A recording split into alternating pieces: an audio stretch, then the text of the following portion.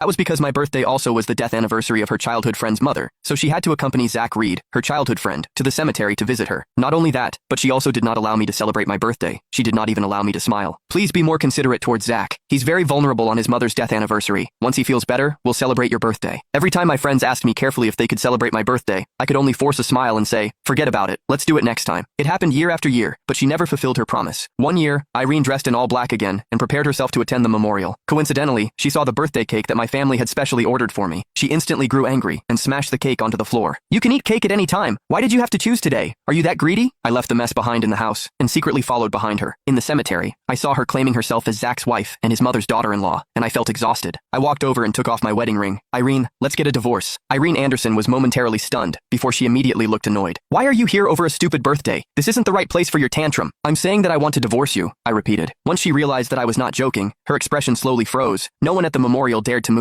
The next second, Irene tugged Zach Reed behind her back and forcefully flung my wedding ring away, looking as though she understood everything. Are you using the ring to declare your identity? I'm only calling Zach that for his dead mother's sake. Are you really going to be jealous over this? She always said we had to respect the dead. Every year on my birthday, I did not receive any sunflowers, which were my favorite flowers. Instead, there were a lot of white chrysanthemums. There was not a cake that I would like to eat. Instead, there were fruit baskets meant for the memorial. She never wished me a happy birthday. She would not even grace me with a smile on that day. Every time my mother called to wish me a happy birthday, I had to hide in the washroom to answer her call, as if celebrating my own birthday were a crime. Irene had never thought that I was not obliged to participate in Mary Reed's memorial at all. I gaped, but no voice came out. When Irene noticed that I was silent, she softened her tone and passed me a few stalks of chrysanthemums. It's good that you've learned from your mistakes. I'll find time to celebrate your birthday. Since you're here, you should pay some respect to Mary. She treated you very well when she was alive. Everyone knew that Mary had hated me and had wanted to shun me. Irene knew that too. Mary had once made me a bowl of poisoned chicken soup, saying that she was concerned about my health. I had ended up in the hospital, just so Zach would be able to spend some alone time with Irene. I suddenly sneered and tossed the flowers onto the ground. Everyone gasped. Irene stared at the scattered flowers and lost her patience completely. That's enough, Theo! She kicked forcefully, and one of the candles toppled over and fell onto my leg. A blister appeared almost immediately. I bent down in pain as cold sweat appeared on my forehead. Irene's breathing hitched, but the hatred in her eyes was still there. Zach has just joined the company, and he doesn't know much. You should guide him. If you can't do that, you can leave the company. Her gaze fell onto the work card that I cherished as she threatened me. I pursed my lips and pretended to be nonchalant. All right. A hint of shock flashed in Irene's eyes. Then, she was called over by Zach to resume the memorial. I looked at how close Zach and Irene were, and I understood everything. I walked out of the cemetery and called someone that I had not called in a long while. Prepare a divorce agreement for me. Indeed, Irene did not return home for the entire night. She was usually not active on social media, but she kept posting long essays about Mary's memorial. Zach commented underneath each of her posts. Irene, thank you for spending the whole night talking to me. My mother would have been very happy. I silently lit a candle on my tiny cake and made a wish. This was the first time and the last time I celebrated my birthday in the house that I had lived in